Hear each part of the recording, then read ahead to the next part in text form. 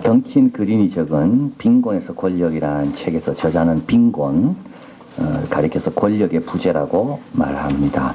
이 권력을 가진다는 말은 뭐겠습니까? 이 권리하고 권력은 다릅니다. 권리는 다 가지고 있죠. 인간으로서의 권리, 먹을 권리, 일할 권리, 공부할 권리, 권리는 다 가지고 있습니다. 근데 권리가 행사를 돼야 되는데 이 권리가 행사되도록 하는 힘이 권력입니다. 권력이 있다는 말은 뭐냐면 의무 부담자가 있다는 말입니다. 의무 부담자가 없으면 권력이 없는 겁니다. 나는 아무리 권력이 있다고 생각하는데 내 한마디 말에 의무를 지고 그걸 부담하기 위해서 움직이는 사람이 없다면 나는 권력이 없는 겁니다. 그러니까 권력이 많은가 적은가는 의무 부담자가 몇 명인가를 통해서 보면 알 수가 있는 겁니다. 그러니까 대통령 한마디에 움직이는 의무 부담자가 많잖아요. 그러니까 대통령의 권력이 많은 겁니다. 어린아이 한마디에 의무 부담자 물론 있죠. 부모님이. 이게 사랑해서 움직이시는 거죠. 그래서 의무 부담자가 있냐 없냐에 따라서 내한테 파워가 있냐 없냐로 정해지는 겁니다. 권리, 공부할 권리 아무리 많아도요. 의무 부담자가 없어 내가 다 짐을 져야 한다면 그 권리는 못 누리는 겁니다. 공부할 권리 있습니다. 근데 나는 학교 갈 수 없어요. 왜냐하면 내 동생 돌봐야 되고 집에 물 길러야 되니까. 공부할 권리는 있지만 권력은 없는 겁니다. 가난한 사람은 누구냐? 가난한 사람은 권리는 있는데 권력이 없는 거예요. 공부를 못하는 거예요. 자기가 해야 되니까. 돈이 없으니까 의무 부담자를 살 수가 없잖아요. 그게 어떻게 되냐면 자기가 다 감당해야 되는 거예요. 그래서 옛날에는 그저 고기 잡는 방법을 가르쳐주라 그랬죠. 그러니까 고기를 잡아주지 말고 고기 잡는 방법을 가르쳐주면 된다 그랬습니다. 근데 이제는 다릅니다. 고기 잡는 방법 아무리 알아도요. 고기 잡으러 갈 수 없으면 못 잡는 거죠. 그러니까 이게 권리라는 것이 역량하고 같이 가야지만 이게 권리가 권리로서 행사가 되는 거지 역량이 없는 사람에게는 권리가 아무 의미가 없다. 그래서 가난한 사람은 누구냐?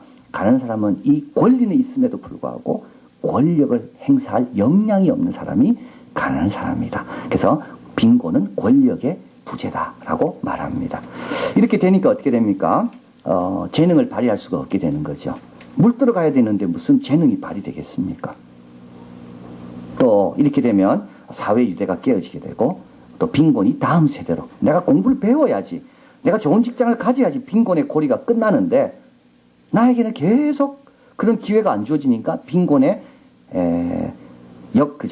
계속 이어지게 되는 그 다음 세대로 물려주게 되는 일이 일어나게 된다. 그래서 이 책에서는 가난한 사람에게 정보를 주고 가난한 사람에게 위생시설이 잘 돼야 되고 가난한 사람들이 식수 공급이 중요하고 여기는 이제 한국 가난한 사람들이 아니고 아프리카나 이런 가난한 데를 말하는 거죠. 부자보다 가난한 사람들이요. 물값이 훨씬 비싸다. 부자들은 물을 훨씬 쉽게 사 먹어요. 수돗 물값 얼마 안 되잖아요. 근데 가난한 사람이 그 정도 물 먹으려면 돈을 너무 많이 지불해야 돼요. 물 길러 가야 되고 들고 와야 되고 끓여야 되고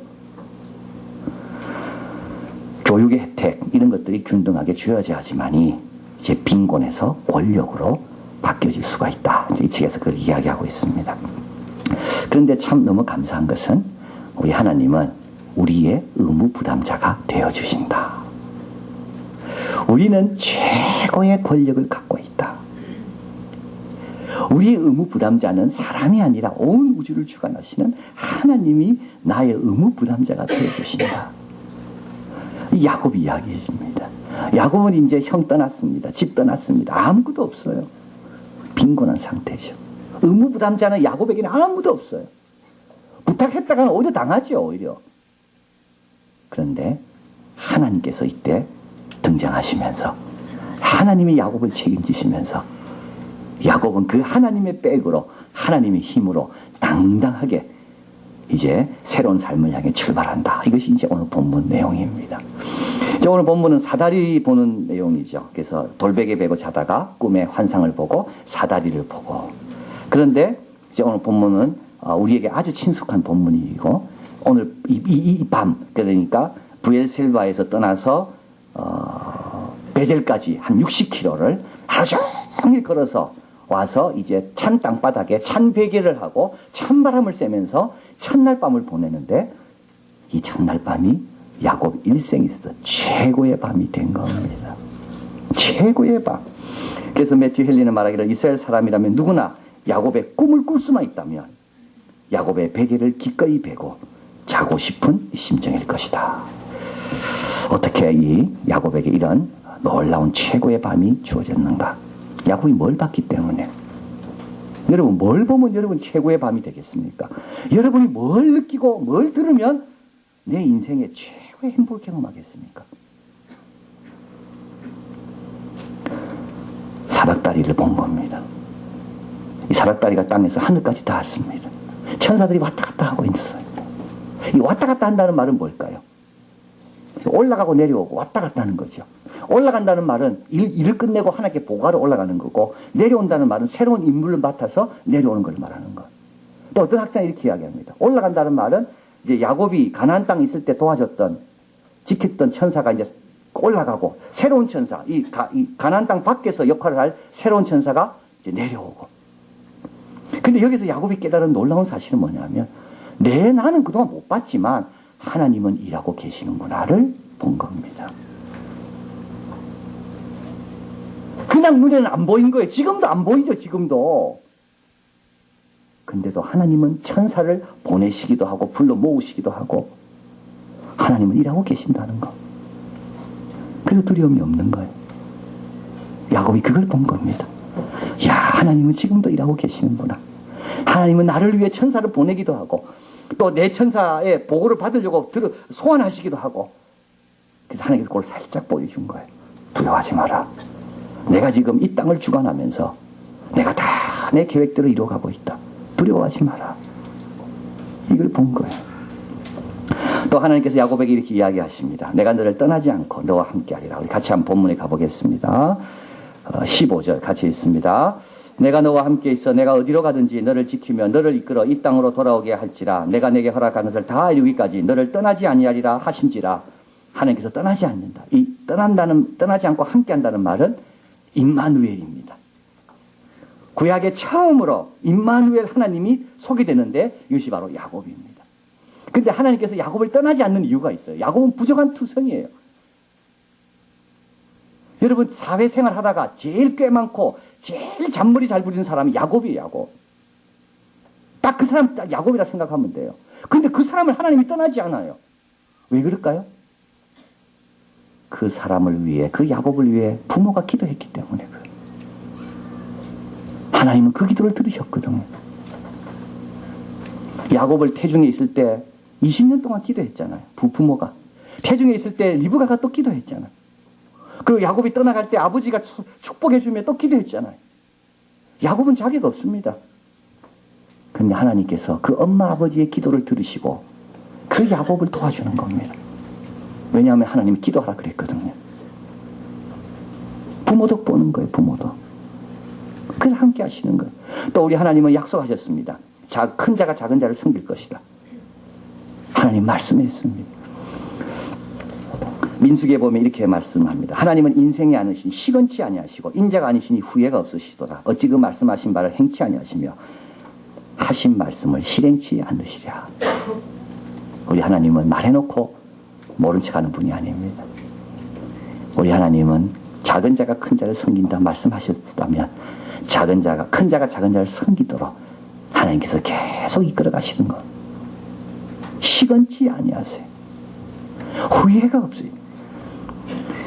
우리하고 달라요. 우리하고 달라요. 그래서 함께 하시는 것. 그것도 함께 하시는 이유는 야곱이 지금 어디로 갑니까? 바란 삼촌한테 가죠. 바란 삼촌은 야곱보다 한 수 위입니다.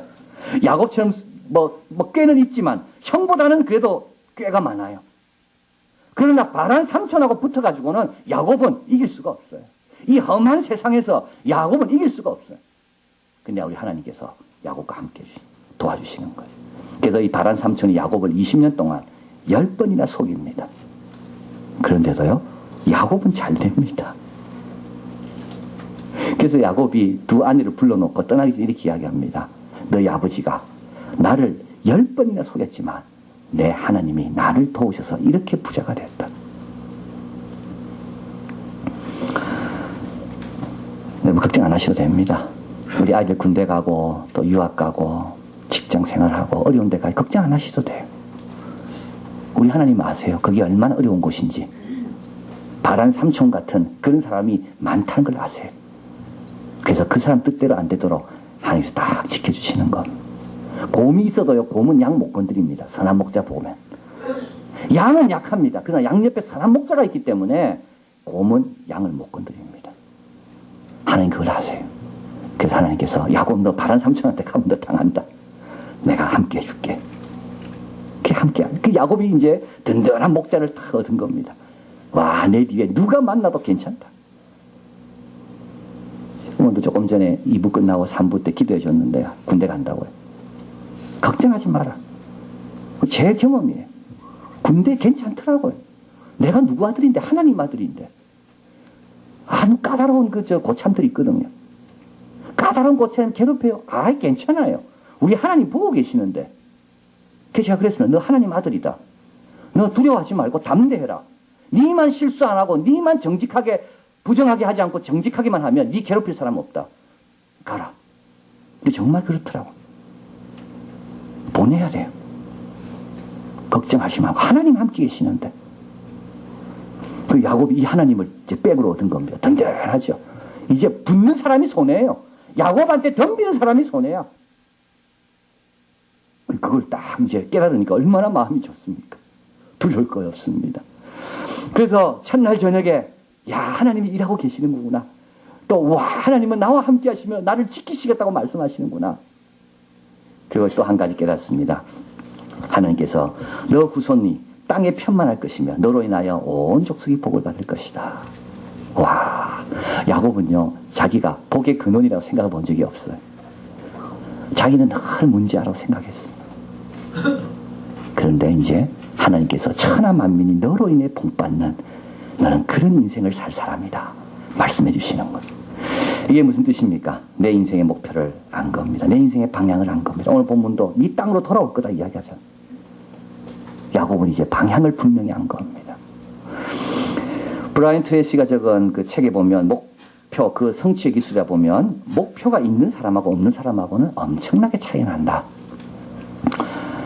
목표가 없는 사람은 마치 뭐와 같으냐면 좋은 차를 가지고 안개 속에서 운전하는 것과 같다. 목표가 없으면요 아무리 좋은 차라도 무슨 소용이 있습니까? 안개 속에 있는데. 그렇죠. 아무리 머리 좋으면 뭐합니까? 안 보이는데 지금 한 발짝도 못 움직입니다. 목표 있는 사람 없는 사람 차이 이렇게 납니다. 그런 이야기합니다. 목표가 명확하면 자신감이 커집니다. 능력이 향상된다. 동기부여 수준이 높아진다. 목표가 정확하면 에너지를 집중할 수가 있다. 묵시가 없으면 방자에 행하거니와.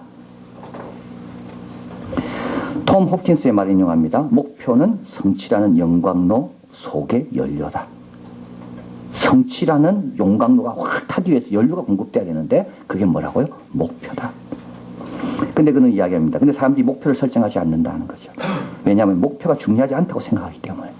두 번째로 방법을 모르기 때문에. 세 번째로 실패를 두려워해서.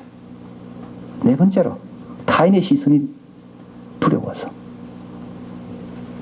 내가 목표 정했다가 안 되면 어떻게 될까? 남 앞에 무슨 체면이 되나? 근데 우리 하나님은 우리 하나님이 도와주신다. 내가 함께하면서 반드시 돌아오게 할 것이다. 천하 만민이 너 후손으로 복을 받도록 내가 할 것이다. 너는 그 안에 있다. 말씀해 주시는 겁니다. 예레미야에서 주님 말씀합니다. 29장 11절 너를 향한 나의 생각은 내가 하나니 재앙이 아니라 곧 평안이요 너희 장래에 소망을 주려는 것이라. 우리 하나님은 나 한 명을 위해 생각 많이 하고 계신다는 겁니다. 예레미야 1장 5절 내가 너를 복중에 짓기 전에 알았고 내가 태에서 나오기 전에 너를 구별하였고 너를 열방의 선지자로 세웠다. 너는 내게 부르짖어라. 네가 알지 못하는 크고 비밀한 것을 내가 너에게 보인다. 야곱이가 발견한 겁니다. 에너지 집중할 수 있어요. 이제는 자신감도 생겨요. 이제 동기부여가 막 일어나요. 그래서 그 다음날 아침에 일어나자마자 야곱은 이제 하나님께 예배를 드리게 되는 겁니다. 자, 그래서 이제 야곱이 이걸 첫날 저녁에 이걸 경험하고 이제 다음과 같이 고백하게 됩니다. 우리 17절 같이 읽을까요? 이에 두려워하여 가로되 두렵도다 이것이요 다른 것이 아니라 이는 하나님의 전이요 이는 하늘의 문이로다. 야곱이 하늘의 문, 하늘에 들어가고 나가고 하늘의 축복이 내려올 수 있는 문이 이곳이고 하나님께 예배드릴 수 있는 곳이 이곳이구나를 발견하게 됩니다. 근데 이곳은 어디입니까? 이곳은 어디입니까? 베델입니까? 그러면 왜 예루살렘 성전이 베델로 가야지 예루살렘으로 갔을까요? 이곳은 어디입니까? 이곳은 야곱입니다. 야곱이 하늘의 문이고 야곱이 여호와의 전이라는 말입니다. 자, 그래서 야곱은 이걸 깨닫고 바로 그 다음날 하나님의 전이니까 뭐부터 해야 됩니까? 예배부터 드리는 거예요. 돌단을 쌓고 기름을 부어 예배 드립니다. 우리는 하나님의 전이기 때문에 예배를 소중하게 여겨야 됩니다. 또 야곱은 이렇게 말합니다. 20절에 야곱이 서원하여 가로되 하나님이 나와 함께 계시사 내가 가는 길에서 나를 지키시고 먹을 양식과 입을 옷을 주사. 야곱은 압니다. 자기 아버지 이삭이요 먹는 것에 탐해서 시험 들었다는 것을. 자기 형 에서 팥죽 한 그릇 먹는 거 못 참아서 장자권을 쉽게 팔았다는 걸 야곱은 압니다. 그래서 야곱은 이제는 바라는 것이 달라졌어요. 기본적인 것만 있으면 됩니다. 기본적인 것 그 이상을 바랄 때 내가 시험에 든다는 것을 야곱은 주위에서 본 겁니다. 기본적인 것만 있으면 돼요. 여러분 기본적인 것만 있으면 돼요. 그 이상 바라면 하늘의 문으로 여호와의 전으로 쓰임받지 못해. 기본적인 것. 야곱이 왜 이걸 못 봤을까요? 왜 그동안 하나님의 사다리가 오르내려가는 걸 못 봤을까요? 형의 발꿈치만 봤거든요. 장자권만 봤거든요. 기본적인 것 말고 남의 것 막. 그리고 마지막으로 야곱이 이렇게 소원합니다. 하나님 내가 11조를 하나님께 드리리다. 여러분 어떻습니까? 여러분 11조 생활 제대로 잘 하십니까? 한번 이랬으면 좋을 것 같아요. 천국 가서 계산해보니까 나 11조 더 했네 내가 착각해가지고. 이러면 얼마나 좋을까. 내가 계산을 좀 했어도 이렇게 안 하는 건데 10분의 1인데 내가 천국 가서 쭉 회계장부를 보니까 내가 그때 착각해가지고 10분의 1보다 더 했네 내가. 이러면 얼마나 좋을까. 여러분 11조는 창세기에 2번 나옵니다. 아브라함이 했고요 야곱이 했습니다. 말라기서에 보면 구약의 마지막이 말라기서입니다. 말라기서를 같이 한번 가보겠습니다. 말라기서 3장 같이 볼까요? 3장 10절 같이 있습니다. 만군의 여호와가 이르노라 너희의 온전한 11조를 창고에 들여 나의 집에 양식이 있게 하고 그것으로 나를 시험하여 내가 하늘 문을 열고 너희에게 복을 쌓을 것이 없도록 붙지 아니하는가 보라. 여기 뭐가 나옵니까? 나의 집이 나오고 또 뭐가 나옵니까? 하늘 문이 나오잖아요. 그럼 놀라지 않습니까? 하늘 문은 누구에게 열립니까? 11조 드린 사람이 열립니다. 우리가 왜 11조 해야 되는가 하면 내가 하늘 문이기 때문에 그렇습니다. 12절 봅니다. 너희 땅이 아름다워짐으로 열방이 너희를 복되다 하리라. 11절 만군의 여호와가 이르노라 너희를 위하여 황충을 금하여 너희 토지 소산을 멸하지 않게 하며 너희 밭에 포도나무 과실을 기한 전에 떨어지지 않게 하리라. 너희 땅이 아름다워짐으로. 땅이 아름다워. 왜? 하늘 문이 열리니까 아름다워지는 거예요. 열방이 너희를 복되다 하리라. 11절 어디에? 하나님의 전에 곳간에. 저는 이번에 깨달은 게 그겁니다. 11조는요 하나님의 전에 갖다 주지만 하나님의 전에 누구라 그랬습니까? 난 거예요. 나. 내가 윤택하게 되는 길이라는 겁니다. 자, 이건 놀라운 발견입니다. R.T. 캔들은 말합니다. 11조는 진실로 자유케 하며 유쾌케 하며 일의 효율성을 높이게 한다. 11조를 한 사람 치고 후회했다고 말한 사람은 없다. 우리에게 중요한 이종표가 되게 하는 것이 11조다. 야곱은 담대합니다. 왜냐하면 하늘의 문이기 때문에. 야곱을 모셔가야 돼요. 야곱 모셔가야 돼요. 왜냐하면 야곱을 통하여 하늘의 복이 들어오게 돼 있으니까. 야곱 모셔가야 돼요. 야곱은 당당한 겁니다. 빈곤한 사람이 아니에요. 야곱은 의무부담자, 하나님을 의무부담자로 하고 있기 때문에 하나님이 자원해서 내가 네 기도를 들어주고 네와 함께 해주고 네를 지켜준다. 야곱 모셔가는 사람은 요셉 모셔온 보디발의 집이 복받은 것처럼 야곱 모셔오는 사람은 복받은 사람입니다. 하늘의 전이요 하늘의 문이기 때문에 하나님께서 우리도 그렇게 쓰임받기를 원하십니다. 하나님의 그 큰 계획 속에 우리를 택하시고, 그리고 우리 한 명을 위해 천사가 오르락내리락 일하고 계시고, 이제 우리가 해야 될 일은 뭐죠? 많은 거 바라지 마시고요, 먼저 하나님께 드릴 것부터 바라십시오. 많은 거 하려 하지 말고 먼저 예배부터 정확하게 잘 드리도록. 아프리카 속담에 나무를 심기에 최고로 좋은 때는 30년 전이었다. 그러나 두 번째로 좋은 때가 있는데 바로 지금이다. 하늘의 문으로서, 하나님의 전으로서 기본적인 것만 바라고 시간을 먼저 주님께 드리고 10분의 1을 정확하게 드린다면 우리는 빈곤한 자가 아니라 복의 근원으로 하나님과 함께 역사를 열어가고 사람의 축복의 통로로 쓰임받는 저와 여러분이 될 줄 믿습니다. 기도하겠습니다.